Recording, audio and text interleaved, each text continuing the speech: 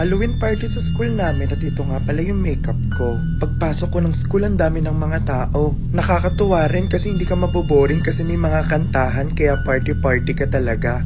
Tapos yung mga naka-costume daw pupunta sa stage para magsalita. So ayan, nakapila na ako.